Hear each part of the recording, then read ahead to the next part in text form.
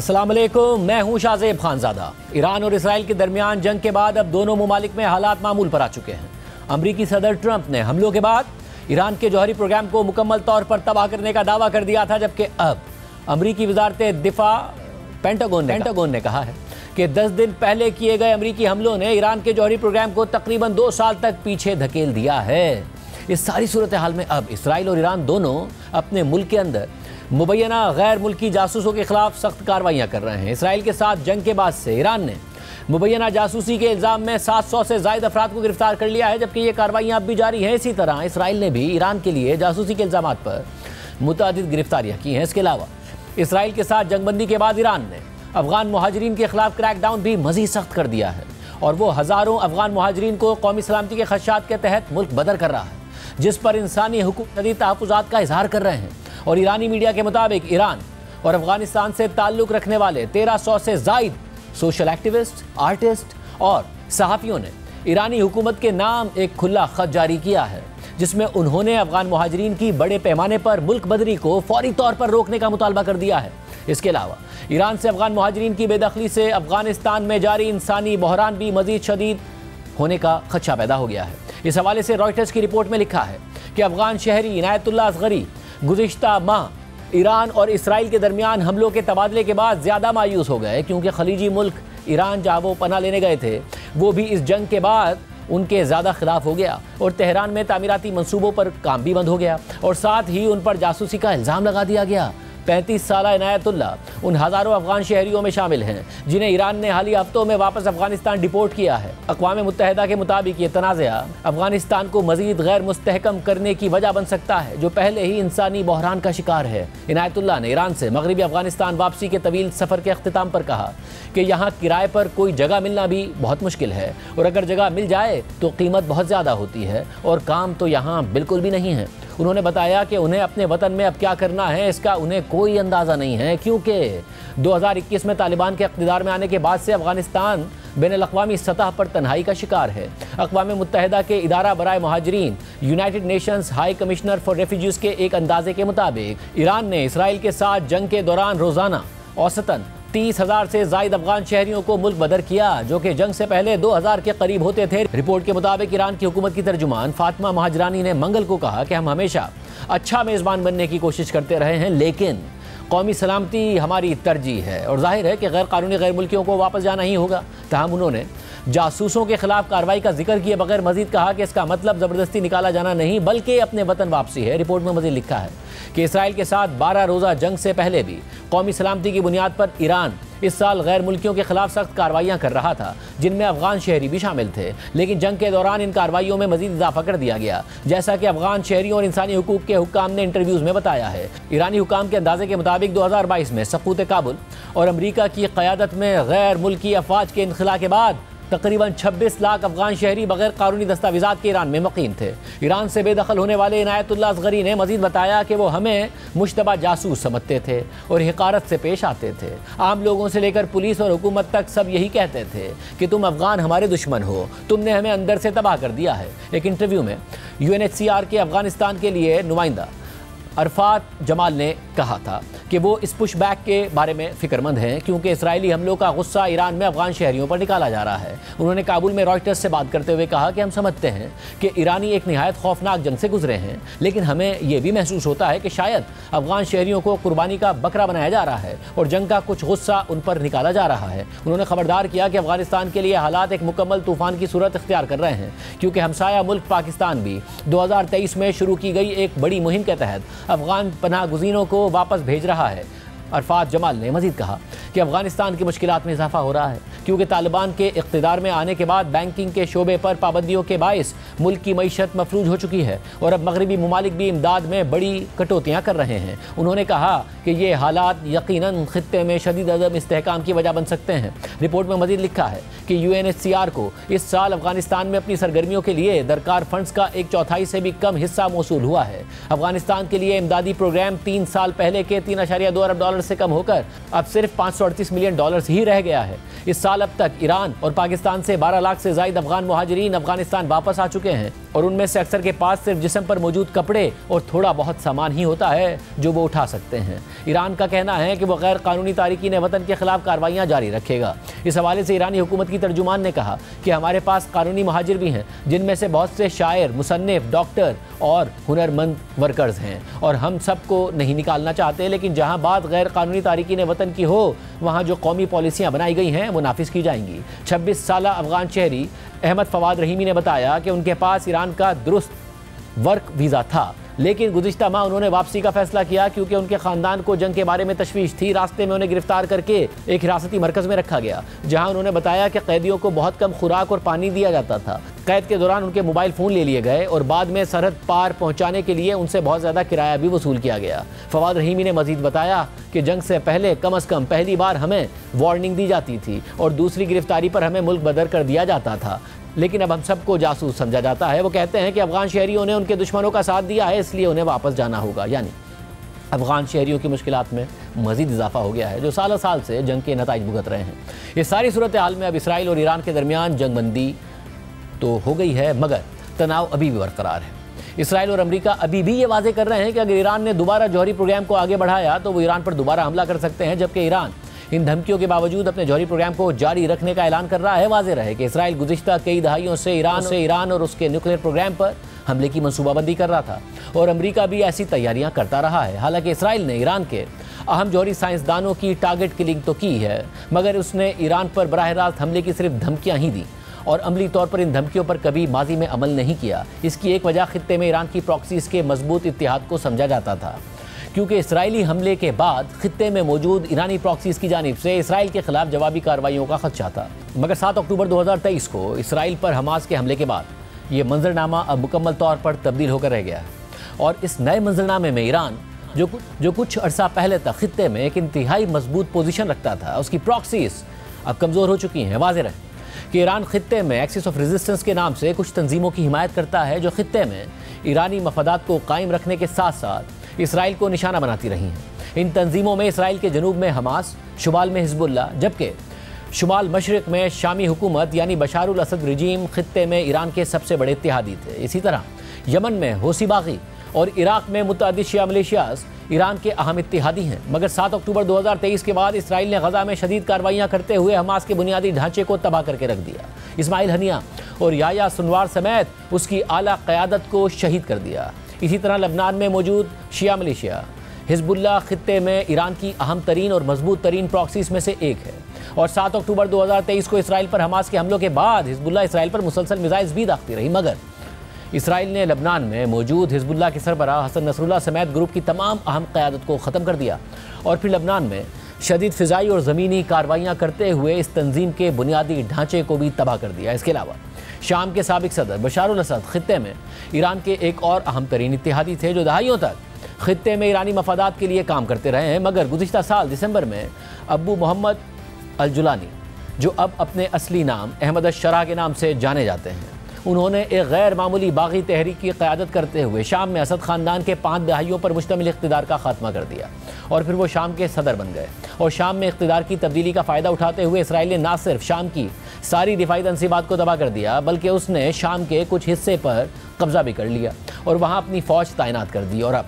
Report सामने आ रही है कि अमेरिका और इसराइल शाम में बागी रहनुमा अहमद अश-शरा के साथ बातचीत कर रहे हैं और शाम मुमकिन तौर पर इसराइल को तस्लीम भी कर सकता है। वाज़ेह रहे कि ये वही अहमद अश-शरा हैं जो दाइश और अल-कायदा जैसी सख्त गीर तंजीमों का हिस्सा रह चुके हैं और जिन पर चंद माह पहले तक अमेरिका की जानिब से पाबंदियाँ थी और उनके सर पर अमेरिका ने $1 करोड़ की कीमत रखी हुई थी। अब वही अहमद अश-शरा अमेरिकी सदर ट्रंप के शाना बशाना खड़े नजर आए और शाम का इक़्तिदार संभालने के बाद से ही अहमद अश-शरा ने मोतदिल पॉलिसी इख्तियार की हुई है और दुनिया भर में अपने आप को एक मॉडर्न लीडर के तौर पर पेश कर रहे हैं। और गुज़िश्ता माह मई में जब अमेरिकी सदर ट्रंप ने मशरिक़ वस्ता का दौरा किया था तो उस वक्त सऊदी अरब में अहमद अश-शरा ने उनसे न सिर्फ खुसूसी मुलाकात की थी, बल्कि ट्रंप ने एक तकरीब के दौरान शाम पर आयद पाबंदियाँ ख़त्म करने का ऐलान भी कर दिया था। और जब ट्रंप ये ऐलान कर रहे थे तो उन्होंने सऊदी वली अहद मोहम्मद बिन सलमान की तारीफ भी की थी। इस दौरान मोहम्मद बिन सलमान ने भी खड़े होकर ट्रंप के ऐलान पर तालियां बजाई थी। After discussing the situation in Syria with the Crown Prince, your Crown Prince,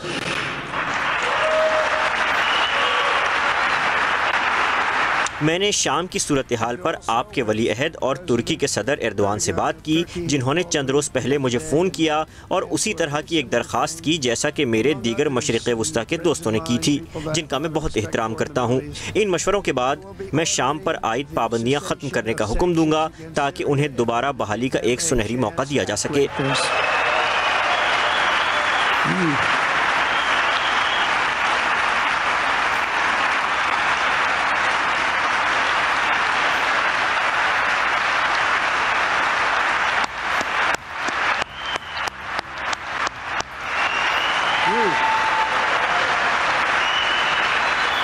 ये सब कुछ मैं वली अहद के कहने पर कर रहा हूँ। जगह पीर यानी 30 जून को ट्रंप ने एक एग्जीक्यूटिव ऑर्डर पर दस्तखत करके शाम पर से पाबंदी हटाने का बाज़ाब्ता हुक्म भी दे दिया, जबकि मई में ट्रंप की अहमद शरा से सऊदी अरब में होने वाली इस अहम मुलाकात में सऊदी वली अहद मोहम्मद बिन सलमान भी शरीक हुए थे, जबकि तुर्क सदर तैयब एर्दोआन ने भी इस मुलाकात में बजरिया फ़ोन शिरकत की थी। सारी सूरत हाल में अब ये रिपोर्ट्स भी सामने आ रही हैं कि अहमद शरा अमेरिका और इसराइल के साथ बातचीत करें। इस हवाले से अल जज़ीरा की रिपोर्ट के मुताबिक तकरीबन 14 साल की जंग के बाद शाम की नई हुकूमत अपने इर्द गिर्द के मुमालिक से ताल्लुकात बेहतर बनाने की कोशिश कर रही है और सबसे ज़्यादा तवज्जो इस बात पर है कि इसराइल के साथ ताल्लुकात का क्या होगा। मीडिया रिपोर्ट्स के मुताबिक शाम और इसराइल के दरमियान बातचीत हो रही है और कुछ खबरें ऐसी भी हैं जिनमें दोनों मुमालिक के दरमियान ताल्लुकात मामूल पर लाने के लिए मुमकिना वक्त का जिक्र किया जा रहा है।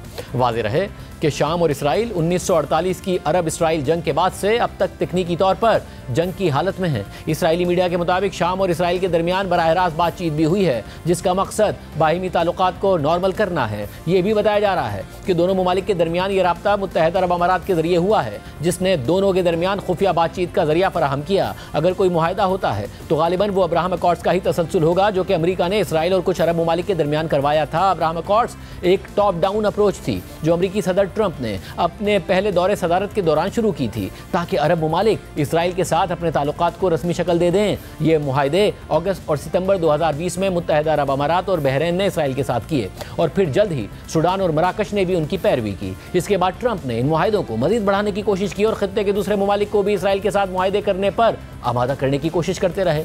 मई में ट्रंप ने मशरिक़ वस्ता के 3 ममालिक का दौरा किया और सऊदी अरब में क़याम के दौरान उन्होंने शाम के नए सदर अहमद शरा से भी मुलाकात की और बताया जाता है कि ट्रंप ने शाम के सदर को भी इसराइल के साथ ताल्लुकात नॉर्मल करने की तरगीब दी थी। मगर क्या शाम और इसराइल के ताल्लुकात नॉर्मल हो सकते हैं? इस हवाले से अल जज़ीरा ने लिखा है कि तज्ज़ियाकारों के मुताबिक मुस्तकबिल में शायद ऐसा मुमकिन हो, मगर शामी अदीब और राइटर रॉबिन यासीन क़साब के मुताबिक इस वक्त शाम और इसराइल के दरमियान ताल्लुकात नॉर्मल होना तकरीबन नामुमकिन है। शाम और इसराइल के दरमियान शदीद दुश्मनी पाई जाती है, जो 1967 की अरब इसराइल जंग और इसराइल की जानिब से शामी इलाके गोलान की पहाड़ियों पर कब्जे के बाद और भी बढ़ गई। उस वक्त इसराइल के वज़ीर दिफा ने कहा था कि अगर शाम के साथ कोई मुआहदा होता भी है तो इसराइल गोलान की पहाड़ियों पर अपने कब्जे को बरकरार रखने पर इसरार करेगा। इसराइली फौज ने गोलान के इलाके में अपनी मौजूदगी मजीद बढ़ा दी है, घरों पर कब्जा कर लिया है और मकामी लोगों को वहां से निकाल दिया है। तज्ज़ियाकारों के मुताबिक बहुत से शामी शहरी गोलान की पहाड़ियों को इसराइल के हवाले करने की सख्त मुखालफत करेंगे, लेकिन कुछ लोग माकूल और फ़ायदेमंद मुज़ाकरात का खैर मकदम भी कर सकते हैं। रॉबिन यासीन के मुताबिक शामी अवाम तकसीम का शिकार है। एक तरफ लोग थक चुके हैं, सब जानते हैं कि शाम ना अपनी हिफाजत कर सकता है और ना ही इसराइल से लड़ सकता है, इसलिए अहमद शरा की जानिब से मुज़ाकरात करना एक अच्छी बात है। उन्होंने मजीद कहा कि 1974 के जंग बंदी मुआहदे जैसे किसी मुआहदे की तरफ वापस जाना ही सबसे हकीकत पसंदाना रास्ता है।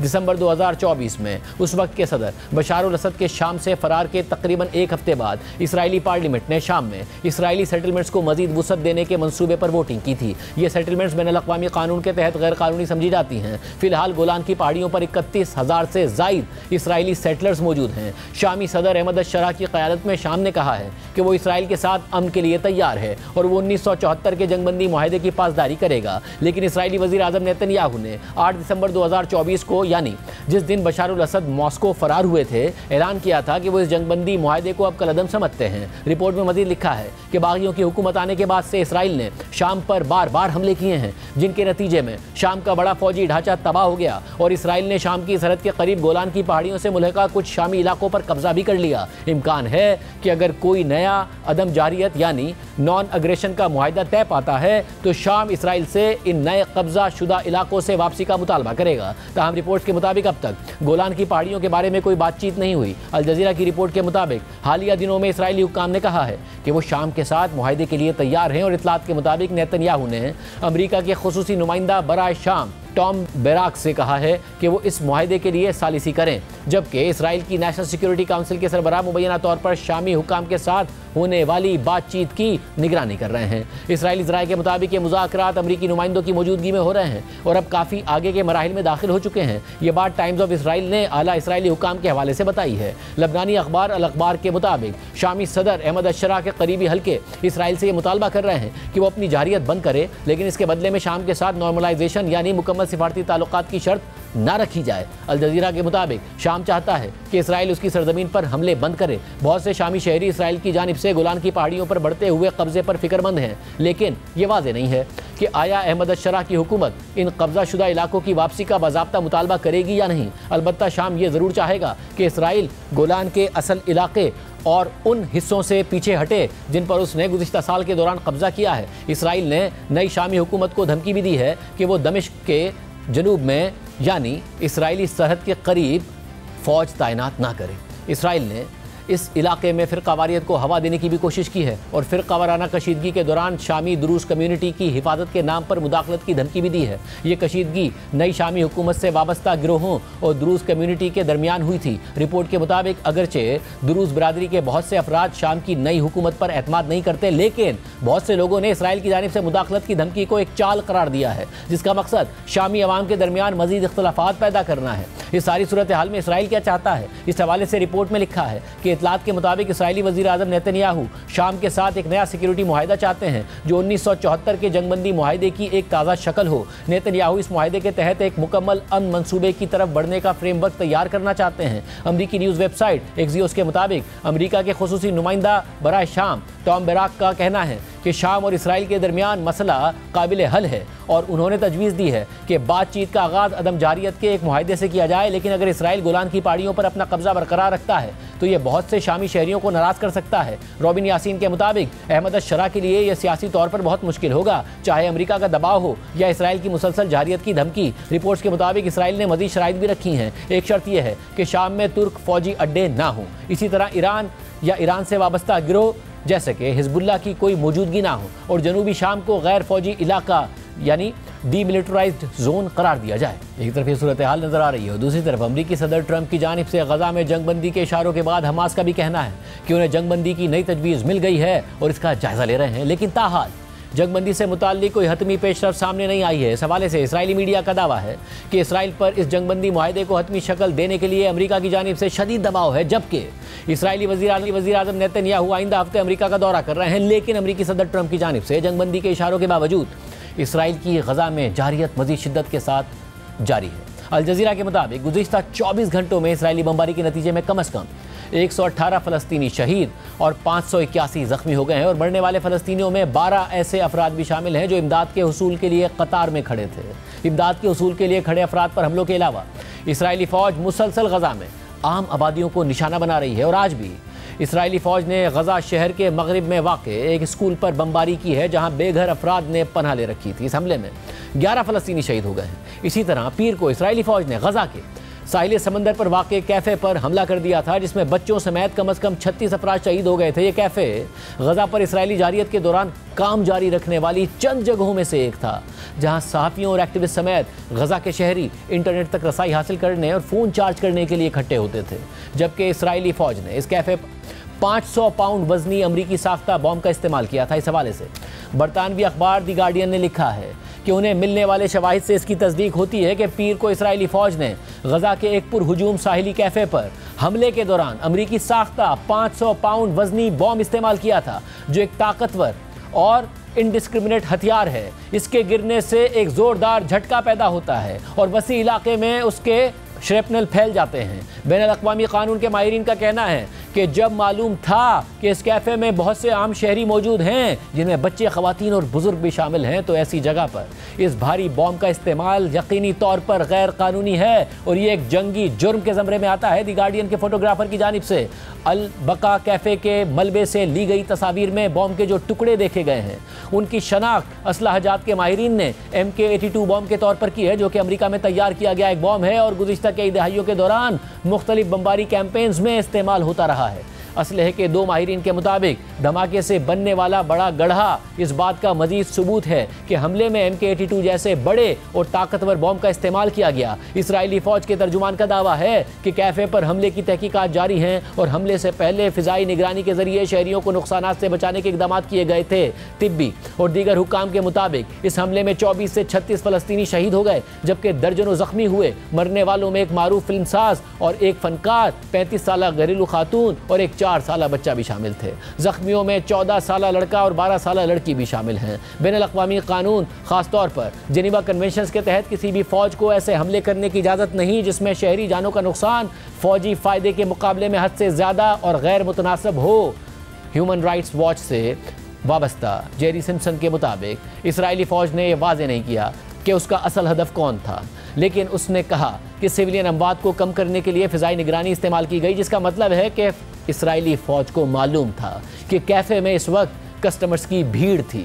उन्होंने मज़ीद कहा कि इसराइली फ़ौज को यह भी पता होगा कि इतने बड़े बॉम्ब का इस्तेमाल वहाँ मौजूद शहरियों को हलाक और ज़ख्मी करेगा। इतनी भीड़ वाले कैफ़े में इतने ताकतवर हथियार का इस्तेमाल ये ख़तरा पैदा करता है कि यह हमला गैर कानूनी, गैर मुतनासिब या अंधाधुंध हो सकता है और इसे मुमकिन जंगी जुर्म के तौर पर तफ्तीश का सामना करना चाहिए। डॉक्टर एंड्रयू फोर्ड, जो डबलिन सिटी यूनिवर्सिटी में इंसानी हुकूक के कानून के असिस्टेंट प्रोफेसर हैं, उन्होंने इस हमले को चौंका देने वाला करार देते हुए कहा कि जब आप देखते हैं कि भारी असलहा इस्तेमाल हो रहा है, ख़ास तौर पर ऐसे मकामात पर जहां शहरियों का हजूम हो, तो चाहे निशाना कितनी ही दुरुस्तगी से लगाया जाए, उसका नतीजा लाजमी तौर पर अंधाधुंध तबाही की सूरत में निकलता है, जो जेनेवा कन्वेंशंस की खिलाफ वर्जी है। रिपोर्ट में मज़ीद लिखा है कि अलबका कैफ़े, जो एक ख़ानदानी कारोबार था, तकरीबन 40 साल पहले कायम हुआ था और गज़ा शहर में नौजवानों और फैमिलीज़ के लिए एक मारूफ तफरीही मकाम समझा जाता था। यहाँ सादा मशरूबात, चाय और बिस्किट वगैरह पेश किए जाते थे। अगरचे गज़ा की 23 लाख आबादी की अक्सरियत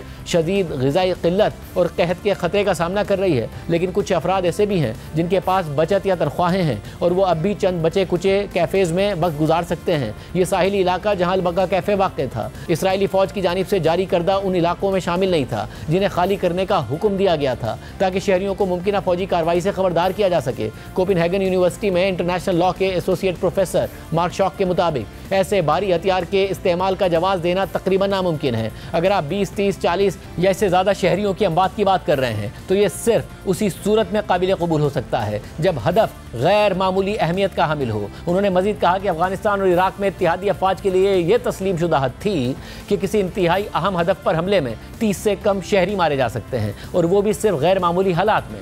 इसराइल 7 अक्टूबर 2023 में होने वाले हमास के हमलों के बाद से गज़ा में तबाही फैला रहा है और इन हमलों पर उसका मौक़िफ़ है कि वो ये हमले हमास को ख़त्म करने के लिए कर रहा है, मगर इसराइल पर हमेशा ये इल्ज़ाम लगता रहा है कि उसने माजी में फ़लस्तीनी रहनुमा यासिर अरफ़ात और उनकी तहरीक फ़लस्तीन लिबरेशन ऑर्गेनाइजेशन यानी PLO को कमज़ोर करने के लिए हमास कायम होने के इब्तिदाई सालों में उसे सपोर्ट फराहम की थी। इसके अलावा इसराइल पर यह भी इल्ज़ाम लगता रहा है कि उसने 1980 और 90 की दहाई में लबनान में मुख्तलिफ शिया और सुन्नी ग्रुपों को आपस में लड़वाने की पॉलिसी अपनाई ताकि हिज़्बुल्लाह को कमज़ोर किया जा सके। इस सूरत हाल में अब इसराइल गज़ा में एक बार फिर अपनी पुरानी पॉलिसी अपनाते हुए मुख्तलिफ मुसल्लह ग्रोहों के ज़रिए आपस की तफरीक और तकसीम भी पैदा कर रहा है, जिसकी वजह से गज़ा में हालात मज़ीद ख़राब होते लोगों समेत पहले से परेशान गज़ा के तबाहशुदा अस्पतालों के अमले को इस सूरत हाल में सबसे ज़्यादा मसाइल का सामना करना पड़ रहा है। दी गार्डियन की रिपोर्ट के मुताबिक गुज़िश्ता हफ्ते खान यूनुस के नासिर अस्पताल में लाया गया एक ज़ख्मी शख्स अस्पताल के पहले से परेशान अमले के लिए मज़ीद मुश्किलात की वजह बन गया था। ये शख्स गज़ा में इमदादी काफ़िलों से छीनी गई आटे की कीमती बोरियां हासिल करने के लिए 2 मुसल्लह गिरोहों की लड़ाई के दौरान ज़ख्मी हुआ था, और जब इस शख्स को अस्पताल लाया गया तो इसके अस्पताल पहुंचने के 1 घंटे के अंदर ही मुसल्लह अफराद ने अस्पताल पर धावा बोल दिया, जिन्होंने तिब्बी अमले को ज़दोकोब किया, अस्पताल का सामान तोड़ दिया और गाड़ियों को आग लगा दी। इसके कुछ देर बाद मजीद मुसल्लह अफराद भी पहुंच गए और ऑटोमेटिक हथियारों से फायरिंग शुरू हो गई, जो अस्पताल के आसपास के इलाके में गूंजती रही। ये अस्पताल पहले ही इसराइली फिजाई हमलों की जद में आ चुका था, लेकिन हालात मजीद खराब हो गए क्योंकि कुछ ही देर में तवील अरसे तक हमास के जेर असर रहने वाली गजा की वजारत दाखिला की तरफ से भी एक मुसल्लह फोर्स अमन कायम करने के लिए अस्पताल पहुंच गई। इसके बाद फायरिंग का एक और सिलसिला शुरू हो गया, जो उस वक्त खत्म हुआ जब दोनों मुखालिफ गिरोहों के मुसल्लह अफराद भाग गए। इस पूरी लड़ाई के दौरान इसराइली ड्रोन अस्पताल के ऊपर मंडलाते रहे। तिब्बी अमले और मकामी रिहायशियों की जानिब से इस वाक़े को गजा में तकरीबन 21 माह की जंग के बाद पैदा होने वाले नए तशद्दुद और बदनज़मी की एक झलक या अलामत करार दिया जा रहा है। एक ह्यूमैनिटेरियन वर्कर के मुताबिक एक तरफ ये मुसल्लह गिरोह आपस में लड़ रहे हैं, दूसरी तरफ इसराइली फ़ौज लोगों पर गोलियां चला रही है और हमास भी अब तक मौजूद है, जबकि मीलों मील तबाहशुदा इलाकों में बेयारो मददगार लोग आग जलाकर खाना पका रहे हैं, खैमों में रह रहे हैं और इंतहाई भूखे हैं। इस शख्स ने मजीद कहा कि यह सब किसी क़यामत खेज़ तबाही के बाद की दुनिया पर मबनी साइंस फिक्शन फिल्म जैसा लगता है। रिपोर्ट में मजीद लिखा है कि हालिया महीनों में गजा में मजीद मुसल्लह गिरोह लड़ाई में शामिल हो गए हैं और इसराइली हमले जारी रहने के बावजूद ताकत और असर सूख की जंग शिद्दत अख्तियार कर चुकी है और इस लड़ाई में शामिल मुख्तलिफ अस्करियत पसंद गिरोह और दर्जनों मुसल्लह मिलिशियाएँ जो मकामी ख़ानदानों या कबीलों की नुमाइंदगी करती हैं, आज़ाद कम्यूनिटी रहनुमाओं की बनाई गई नई इत्तेहादी तंजीमें और जराइम पेशा गिरोह बिगड़ते हुए हालात और बदनज़मी से फ़ायदा उठा रहे हैं। इस सब के नतीजे में गजा मुख्तलिफ छोटे हिस्सों में बट रहा है। इसराइली फ़ौज इस वक्त इलाके के बड़े हिस्से पर काबिज़ है, जिसमें एक वसी बफर जोन शामिल है जो सरहद के साथ वाक़ है, जहां इमारतें मुकम्मल तौर पर गिरा दी गई हैं। इसी तरह जनूबी गजा में मिस्र की सरहद के साथ एक लंबी पट्टी भी इसराइल के कंट्रोल में है, जहां वो एक नई मलेशिया पॉपुलर फोर्सेस के साथ काम कर रहा है। ये मलेशिया एक साबिक कैदी और स्मगलर यासिर अबू शबाब की क़यादत में चलती है। खबर के मुताबिक इसराइली वज़ीर आज़म नेतन्याहू तस्दीक कर चुके हैं कि इसराइल इन कबायली गिरोहों को असलहा फराहम करता है जो हमास के मुखालिफ हैं। अबू शबाब का कहना है कि उसे ना तो इसराइल से कोई मदद मिली है और ना ही उसके इसराइली फ़ौज से कोई राब्ते हैं। अबू शबाब का गिरोह गजा के मशरिकी सरहदी इलाके, जो कि इसराइल के दाखिले का अहम रास्ता भी है, उस पर भी काबिज़ है। ताहम इस इलाके में उसकी ताकत को कई मकामी मुसल्लह ख़ानदान चैलेंज कर रहे हैं। बदनज़मी के इस माहौल में गजा के जनूब और वस्ती इलाकों में रिवायती तौर पर बाअसर समझे जाने वाले ख़ानदानों और कबीलों ने भी अपनी ताकत का मुजाहरा करते हुए कई इलाकों पर कंट्रोल हासिल कर लिया है। शुमाली गजा ख़ास तौर पर गजा सिटी और तबाहाल इलाकों जैसे जबालिया और शुजाइया में हमास अब भी एक ताकत के तौर पर मौजूद है, अगरचे उसकी जंगी सलाहियत अब बहुत कम हो चुकी है और उसके ज़्यादातर पुराने लीडर इसराइल के हमलों में मारे जा चुके हैं, मगर कई सिविल अफसर अब भी अहम वजारतों में अपने काम पर मौजूद हैं और कुछ दूसरे अहलकार खुफिया तौर पर मुख्तलिफ इलाकों की इंतजामिया चला रहे हैं। दी गार्डियन के मुताबिक गजा सिटी के एक 57 साला तामीराती मजदूर ने बताया कि वो लोग यानी हमास के अहलकार छुपे हुए हैं, क्योंकि वो जैसे ही नजर आते हैं इसराइली तैयारे उन पर हमला कर देते हैं, लेकिन वो कभी कभार दिखाई देते हैं, जैसे कि बेकरियों के बाहर कतारें मुनज़्ज़म करते हुए, इमदादी ट्रकों की हिफाजत करते हुए या जराइम पेशा अफराद को सज़ा देते हुए।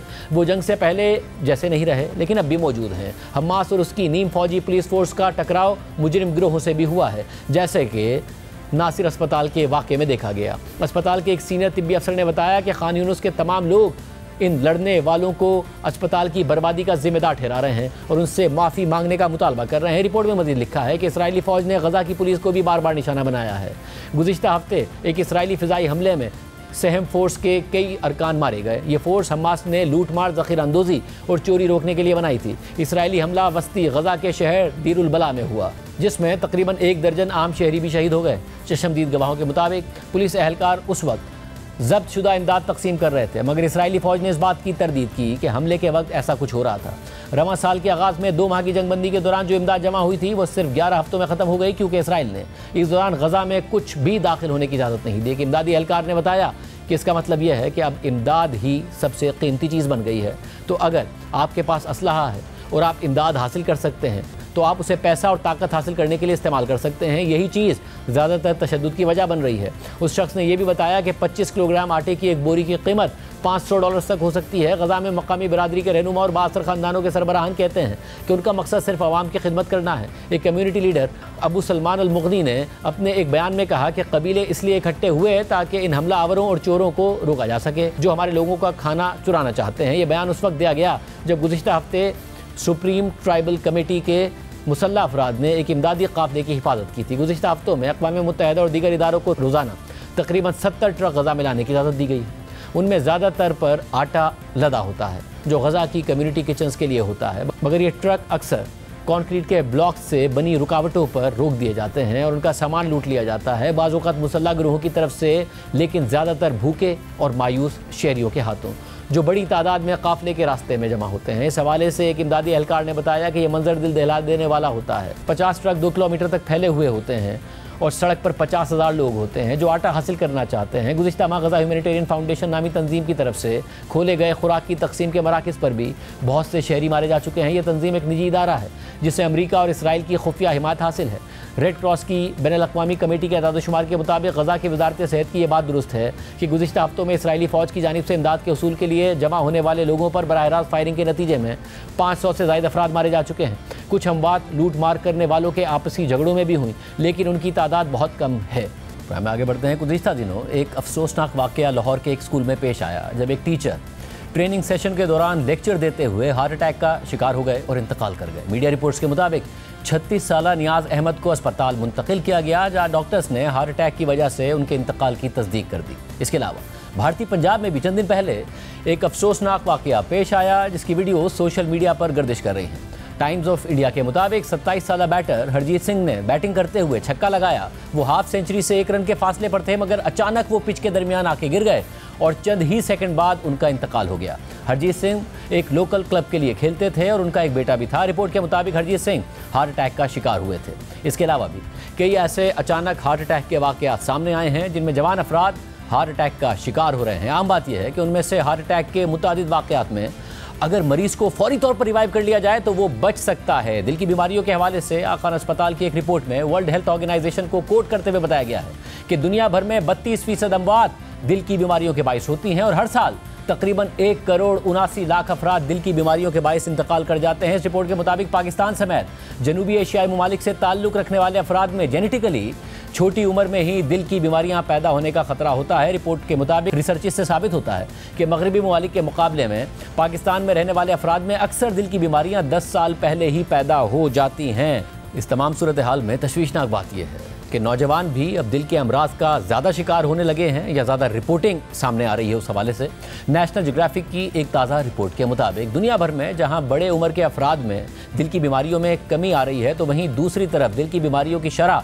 नौजवानों में बढ़ने की रिपोर्ट्स आ रही हैं। रिपोर्ट के मुताबिक गुज़िश्ता दहाइयों के मुकाबले में जवान अफराद हर तरह की दिल की बीमारियों का शिकार हो रहे हैं। नेशनल ज्योग्राफिक की रिपोर्ट में सीनियर प्रिवेंटिव कार्डियोलॉजिस्ट और हार्वर्ड मेडिकल स्कूल बॉस्टन के प्रोफेसर रॉन ब्लैंकस्टाइन का कहना था कि नौजवानों ने हार्ट अटैक से बचने के लिए एहतियाती तदाबीर इख्तियार नहीं की होती, क्योंकि उनमें से अक्सर का ख्याल होता है कि ये बीमारी सिर्फ बूढ़े लोगों को होती है। इस रिपोर्ट के मुताबिक अमेरिका के national centre for health statistics के मुताबिक 2019 में अमेरिका में 18 से 44 साल के अफराद में हार्ट अटैक की शरह 0.3% थी, जो 2023 में बढ़कर 0.5% हो चुकी है, जो 4 सालों के दौरान 66% इजाफा है। इस रिपोर्ट में मज़ीद कहा गया है कि ये मसला सिर्फ अमेरिका तक महदूद नहीं है, बल्कि पाकिस्तान और भारत में भी नौजवानों में हार्ट अटैक की शरह बढ़ रही है।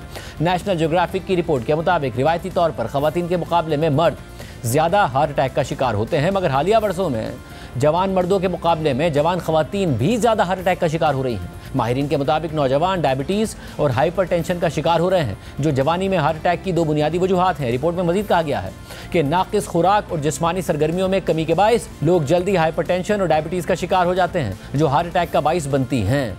क्या इस हवाले से हक़ाइक़ हैं? प्रोफेसर डॉक्टर नदीम रिजवी साहब, जो कि माहिर अमराज क़ल्ब हैं, हमारे साथ इस वक्त मौजूद हैं। डॉक्टर साहब, बहुत शुक्रिया हमें शुरू ज्वाइन करने के लिए। डॉक्टर साहब, सबसे पहले तो मैं ये जो अचानक वाक़यात हो रहे हैं वो जो सामने आते हैं, और क्योंकि अब वीडियोज़ में या सोशल मीडिया के ज़रिए और ज़्यादा चीज़ें सामने आ जाती हैं। कोई खिलाड़ी खेल रहा था, अचानक गिरा और उसका इंतकाल हो गया। कोई टीचर पढ़ा रहे थे, अचानक उनका इंतकाल हो गया, और ऐसे मुतादिद वाक़यात सामने आने लगे हैं। पहले इन वाक़यात के बारे में बताइएगा। ये जो हार्ट अटैक है, क्या ये फौरी तौर पर इन्हें बचाया जा सकता है? क्योंकि जैसे ही हार्ट अटैक होता है फ़ौरन ही मौत वाक़ई हो जाती है। देखें शाहजेब साहब, इसको सडन कार्डियक डेथ कहते हैं। ये हार्ट अटैक को हम थोड़ा लूजली यूज़ कर रहे हैं। हार्ट अटैक हम जनरली करते हैं, बताते हैं जहाँ कॉर्नरी आर्टरी में बंदिश आ जाए एकदम और हार्ट की मसल जो है वो उसको खून जाना बंद हो जाए, तो उससे फिर हार्ट जो है वो फ्लटर करने लगता है या फिब्रिलेट करने लगता है और वो डेथ हो जाती है, तो उसको भी सडन कार्डियक डेथ कहते हैं। लेकिन ये जो यंग लोगों में हो रहा है, ये ज़रूरी नहीं है कि ब्लॉकेजेस की वजह से हो, ये और वजूहात भी होती हैं। इनमें इलेक्ट्रिकल सिस्टम की प्रॉब्लम्स होती हैं, इनके अंदर मसल्स की प्रॉब्लम होती हैं, तो उसमें 75% केसेस में यूजुअली ब्लॉकेज होती है, जिसको आप हार्ट अटैक की वजह से डेथ कह सकते हैं। लेकिन 25-30% डेथ्स जो होती हैं उनकी शरियानें खुली होती हैं, वो हार्ट अटैक की वजह से नहीं होती। उनकी आर्टरीज़ की जो जिस तरह की रूट है जहाँ से वो खून पहुँच रहा है वो गलत होता है, या मसल में प्रॉब्लम होती है, या इलेक्ट्रिकल सिस्टम में प्रॉब्लम होती है, चैनलोपैथीज़ कहते हैं। ये ज़रा कॉम्प्लिकेटेड मैटर है। हर चीज़ को हम हार्ट अटैक ना कहें, हम कहें सडन कार्डियक डेथ। उसमें 75% हार्ट अटैक की वजह से होती हैं, 25% और मारूसी वजूहात से होती हैं।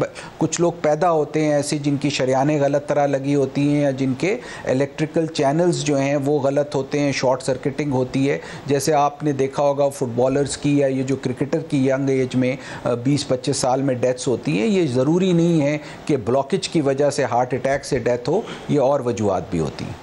और सब तो, और जब क्या फौरी तौर पर मुतादिद केसेस में इंसान को बचाया भी जा सकता है, कुछ ऐसे इक़दाम किए जा सकते हैं? बिल्कुल बिल्कुल, ये बहुत इंपॉर्टेंट क्वेश्चन है, और इसके लिए सबसे एक सिंपल सा तरीका है। दो तरीके हैं।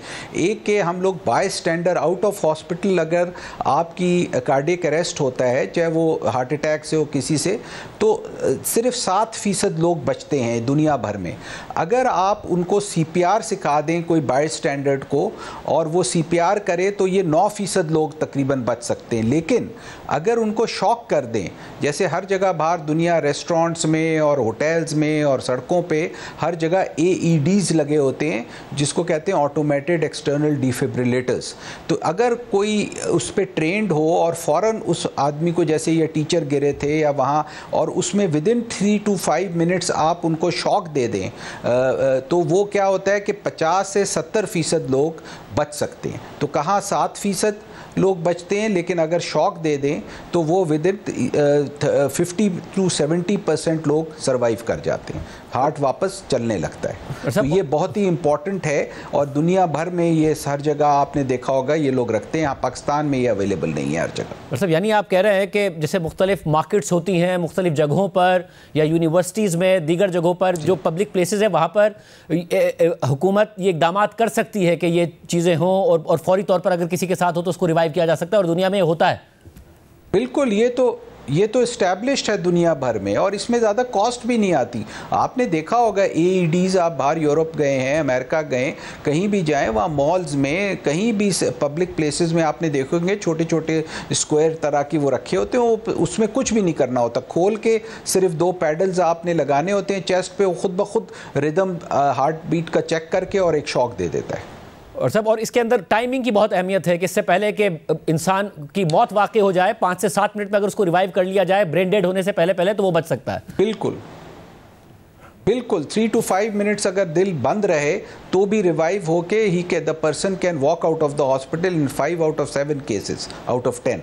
तो 50 to 70% लोग जिनका 3 से 5 मिनट दिल रुका रहे, अगर उनको वापस दिल स्टार्ट कर दें तो वो वापस बिल्कुल नॉर्मल ज़िंदगी की तरफ जा सकते हैं। ये बड़ी अहम बात है, और हम उम्मीद करते हैं कि हुकूमतें भी ये बात सुन रही हैं। इसके अलावा जो प्राइवेट इदारे हैं वो भी ये बात सुन रहे हैं। और डॉक्टर साहब, दूसरा जो अहम सवाल है वो ये, क्योंकि आप ज़ाहिर है एक मारूफ सर्जन हैं, बहुत ज़्यादा आप पेशेंट्स देखते भी हैं, सर्जरीज भी करते हैं, क्या आपका अपना एक्सपीरियंस भी है कि जो जवान लोग हैं उनमें केसेस में ज़्यादा इजाफा हो गया, या फिर सोशल मीडिया की वजह से, मीडिया की वजह से खबरें ज़्यादा मिल रही हैं? नहीं, आई थिंक ये दोनों मिक्स ट्रेंड है। आपकी बात सही है, ये सोशल अब अवेयरनेस ज़्यादा होगी है। ओवरऑल ग्लोबल ट्रेंड जो है हार्ट डिजीज़ का बढ़ा है बिकॉज ऑफ एल्डरली पॉपुलेशन और फैसिलिटीज़, लेकिन कोई ऐसी एविडेंस नहीं है कि जवान लोगों में अब ज़्यादा हार्ट डिजीज़, वो डिटेक्शन ज़्यादा हो गई है। अदरवाइज़ ऐसा चाहिए मिक्स ट्रेंड्स हैं। पाकिस्तान में वैसे ही 10 से 12 साल पहले, 15 साल पहले लोगों को हार्ट अटैक्स और बाकी चीज़ें सामने आती थी। और याद रखें यहाँ एक और जवान में लोगों में डिजीज़ है जिसको वेल्वुलर हार्ट डिजीज़ कहते हैं, रोमैटिक फीवर, जो इन्फेक्शन के साथ इसका ताल्लुक़ है, और वो उसकी वजह से भी बहुत सी डेथ्स होती हैं। तो ये एक गरीब लोगों के मुल्कों के लिए प्रॉब्लम है जिसको रोमैटिक हार्ट डिजीज़ कहते हैं। तो पाकिस्तान एक अलग है, लेकिन जो हार्ट अटैक्स और ये चीज़ों का ट्रेंड है इसमें मिक्स रिजल्ट्स हैं। ऐसा नहीं है कि ये दुनिया भर में कुछ एरियाज़ में कम हो रहा है और कुछ एरियाज़ में बढ़ रहा है, ऐसी कोई एविडेंस नहीं है कि जवानों में ये ज़्यादा हो रहा है। और डॉक्टर साहब, आपके एक्सपीरियंस में सबसे बड़ी वजह जो हार्ट डिजीज़ है, दिल की बीमारी है, उसकी सबसे बड़ी वजह क्या होती है? क्योंकि ज़ाहिर है लोग बहुत ज़्यादा कहते हैं कि आप एक्सरसाइज करें, कोलेस्ट्रोल, ये दीगर चीज़ें, तंबाकू नोशी, क्या सबसे बड़ी वजह आपके सामने आती है? देखिए, अगर आप एक चीज़ को सामने रखें ना, अगर सब चीज़ें, जैसे अगर आप कहें जी ब्लड प्रेशर की वजह से या आइसोलेटेड आप कोलेस्ट्रॉल की वजह से या शुगर की वजह से, अगर सिर्फ ये चीज़ें हों तो ठीक है, थोड़ी डिजीज़ बढ़ जाएगी। लेकिन अगर आपकी लाइफस्टाइल ख़राब हो, जिसमें 4 चीज़ें हैं, जिसमें sleep, stress, workout and weight, अगर ये 4 चीज़ें आपकी ठीक हों तो आपकी हार्ट डिजीज़ होने की चांसेस बहुत कम, और अगर ये ख़राब हैं तो बहुत ज़्यादा हैं। तो ऑब्वियसली ये शुगर और ब्लड प्रेशर और कोलेस्ट्रॉल और स्मोकिंग ये ज़रूर कंट्रीब्यूट करते हैं, और इनकी अपनी कंट्रीब्यूशन है परसेंटेज, इंक्रीमेंटल जिसको कहते हैं। लेकिन लाइफस्टाइल सबसे ज़्यादा आपकी इम्पॉर्टेंट है। तो ये स्ट्रेस और वर्कआउट नहीं करना और सोना नहीं सही तरह और मोटा होना, ये 4 चीज़ें मेरा ख्याल से हमारे मुल्क में सबसे ज़्यादा कॉज करती हैं हार्ट डिजीज़। और साहब, जब ज़ाहिर ये वाक़या रिपोर्ट होने लगे तो बहुत ज़्यादा अफवाहें ये भी फैलाई जाने लगी कि कोविड के बाद, वैक्सीन के बाद ये बहुत ज़्यादा हो रहा है। बैनुल-अक़वामी रिसर्चेस ये बाकायदा कह रही हैं कि ऐसी कोई सबूत नहीं है कि कोविड वैक्सीन के बाद ये हो रहा हो। आप क्या कहिएगा इस हवाले से? हाँ जी, इसकी कोई एविडेंस नहीं है जी। वो कोविड से डेथ्स हुई हैं, और डेथ्स कोविड के अपनी इन्फ्लेमेशन या इन्फेक्शन की वजह से हुई हैं, जिसमें एल्डरली लोग और जो इम्यूनो कॉम्प्रोमाइज लोग हैं। लेकिन उसकी वजह से फ्यूचर में या जो अभी ये हो रहा है इसका कोई ताल्लुक़ नहीं है उससे, इन माय व्यू। बहुत शुक्रिया प्रोफेसर डॉक्टर नदीम रिजवी साहब, आपने सुनी। लोगों में परेशानी पाई जा रही थी, जैसे ही सोशल मीडिया पर चीज़ें वायरल हो रही हैं, हमने तफसीली इंटरव्यू डॉक्टर साहब से किया, जिन्होंने वजूहात भी आपके सामने रखी हैं और क्या अहम इक़दाम किए जा सकते हैं अगर किसी को फौरी तौर पर एक कार्डियक अरेस्ट हो और तो उसको रिवाइव करने के लिए, वो भी उन्होंने रखा। हुकूमत और प्राइवेट सेक्टर में फिर कहूँगा कि इस हवाले से इक़दाम कर सकता है, जहाँ पर मुख्तलिफ कंपनीज़ में, शॉपिंग मॉल्स में, ऐसी जगहों पर जहाँ पर रश होता है, इक़दाम किए जाएँ। प्रोग्राम में एक ब्रेक शामिल करते हैं, उसके बाद तफसीलात आपके सामने रखेंगे। सदर ट्रंप और ज़ोरान ममदानी आमने सामने आ गए हैं। ट्रंप मुसलसल उन पर लफ्ज़ों की गोलाबारी कर रहे हैं और ज़ोरान ममदानी भी जवाब दे रहे हैं। एक ब्रेक के बाद तफसीलात आपके सामने रखते हैं। ज़ोरान ममदानी ने न्यूयॉर्क की मेयरशिप के डेमोक्रेट प्राइमरी में हैरानकुन कामयाबी हासिल की, लेकिन कामयाबी के फ़ौरन बाद उनके खिलाफ नफरत अंगेज़, नस्ल परस्ताना और इस्लामोफोबिक हमलों का एक सिलसिला शुरू हो गया है, जिसकी शिद्दत और वुसअत ने अमेरिका में अक़लियतों के सियासी किरदार से मुताल्लिक़ कई सवालात को जन्म दे दिया है। ख़ुद अमेरिकी सदर ट्रंप ने ज़ोरान ममदानी को पागल, कम्युनिस्ट और इंतहा पसंद करार दिया। ज़ोरान ममदानी की हिमायत करने वाले न्यूयॉर्क के शहरियों को भी दीवाना करार दे दिया और ख़बरदार किया कि अगर ज़ोरान ममदानी मेयर बने तो न्यूयॉर्क के वफाकी फ़ंड्स रोक दिए जाएंगे। 2 दिन पहले सदर ट्रंप ने कहा कि अगर ज़ोरान ममदानी न्यूयॉर्क में गैर कानूनी गैर मुल्कियों की गिरफ्तारी की इजाज़त नहीं देंगे तो फिर हम खुद ज़ोरान ममदानी को ही गिरफ्तार करेंगे। President, your beloved New York City may well be led by a communist soon, Zoran Mamdani, who in his nomination speech said he will defy ICE and will not allow ICE to arrest criminal aliens in New York City. Your message to communist Zoran Mamdani? Well, then we'll have to arrest him. Look, we don't need a communist in this country, but if we have one, I'm going to be watching over him very carefully. इसके अलावा सदर Trump ये भी कह चुके हैं कि Zoran Mamdani एक मुकम्मल पागल शख्स हैं और अगर न्यूयॉर्क के लोग इसके पीछे चलते हैं तो मेरा ख्याल है कि वो भी दीवाने हो चुके हैं।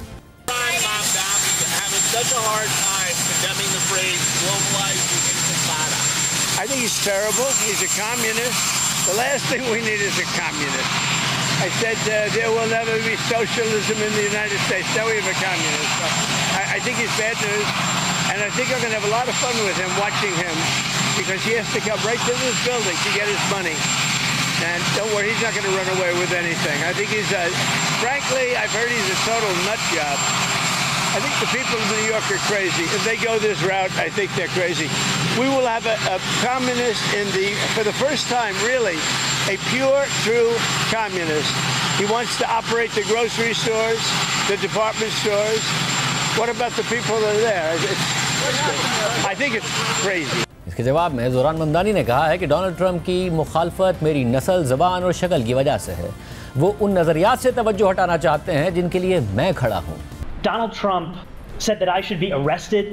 He said that I should be deported. He said that I should be denaturalized. And he said those things about me, someone who stands to be the first immigrant mayor of this city in generations, someone who would also be the first Muslim and the first South Asian mayor in this city's history. Less so because of who I am, because of where I come from, because of how I look or how I speak, and more so because he wants to distract from what I fight for. I fight for working people. I fight for the very people that have been priced out of this city. And I fight for the same people that he said he was fighting. This is the same president who ran on a campaign of cheaper groceries, who ran on a campaign about easing a suffocating cost of living crisis. And ultimately, it is easier for him to fan the flames of division than to acknowledge the ways in which he has betrayed those working class Americans, not just in this city, but across this country, and the ways in which he continues to betray them. Because we know that he would rather speak about me than speak about the legislation that he is shepherding through Washington, D.C. Legislation that will quite literally take health care away from Americans. Legislation that will steal food from the hungry. Legislation that looks to build upon one of the largest transfers of wealth we've seen in recent history in his first administration and do it once again for the very Americans who already have enough. We should be fighting for those that do not have what they need to live a dignified life. That is what I will do. Zoran Mamdani ने एक social media बयान में ये भी कहा कि अमरीकी सदर ने मुझे गिरफ्तार करने, शहरियत छीनने, हिरासती कैंप में डालने और मुल्क बदर करने की धमकी दी है।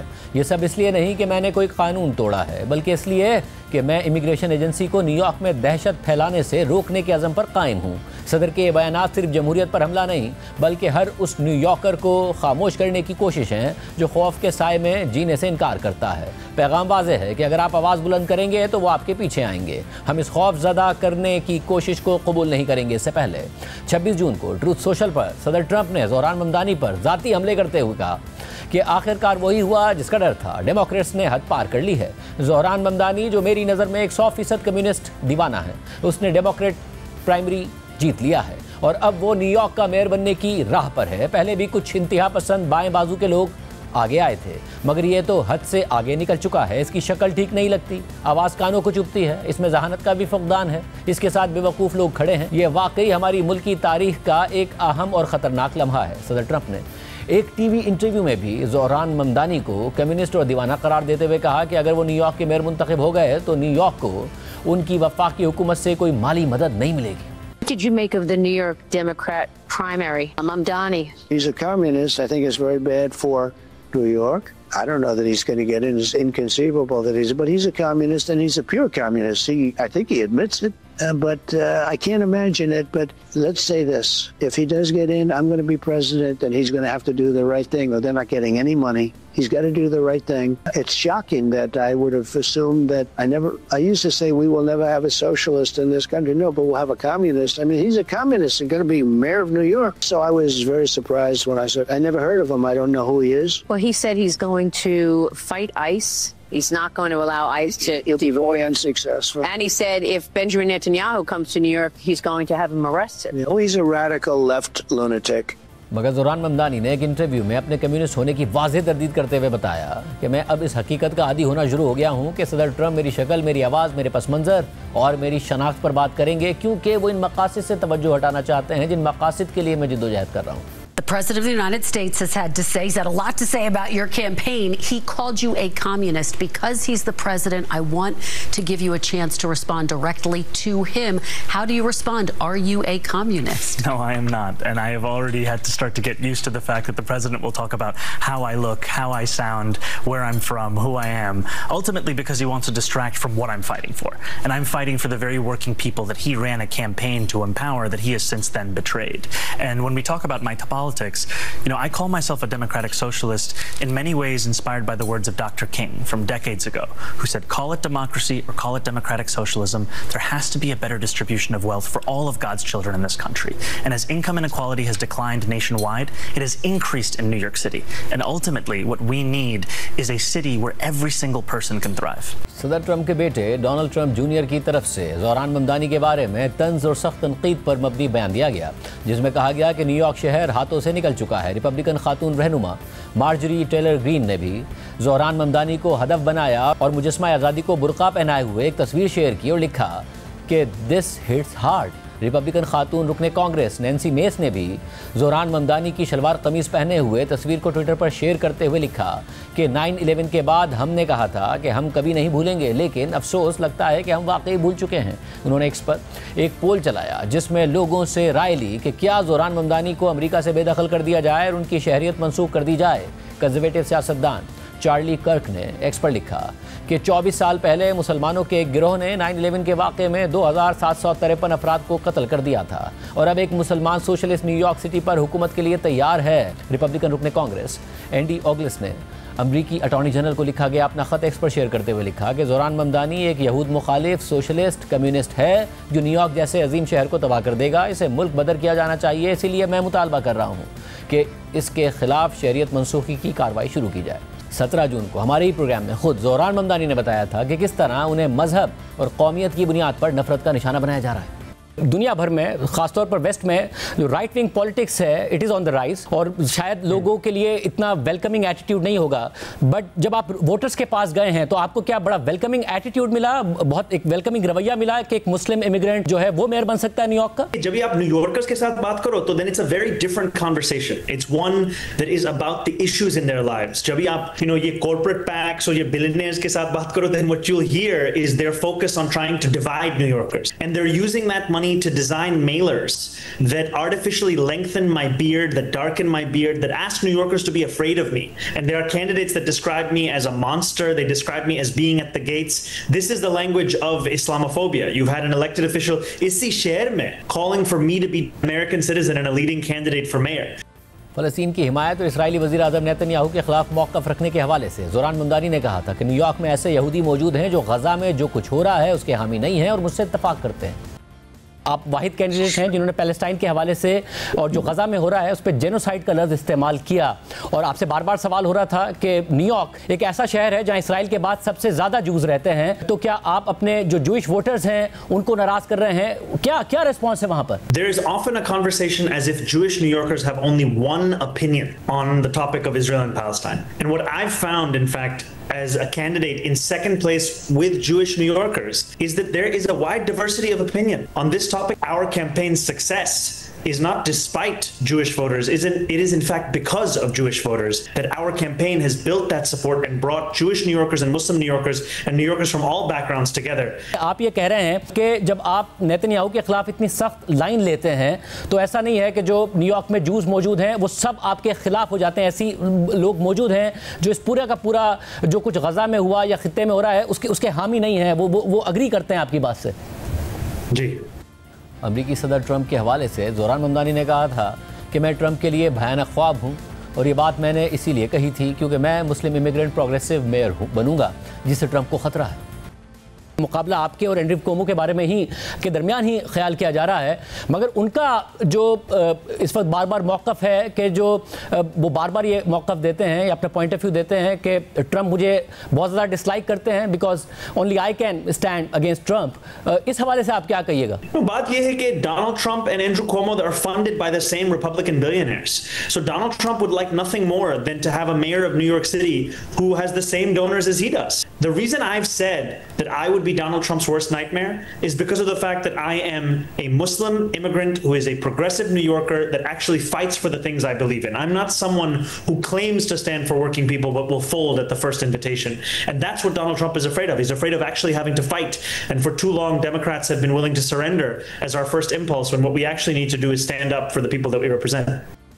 Council on American Islamic relations नामी तंजीम के अदाद-ओ-शुमार के मुताबिक ज़ोहरान ममदानी की कामयाबी के बाद सिर्फ 24 घंटों में अमेरिका भर में नफरत पर मबनी 6200 से ज़ायद पोस्ट सामने आईं, जिनमें से 62% एक्स पर थीं।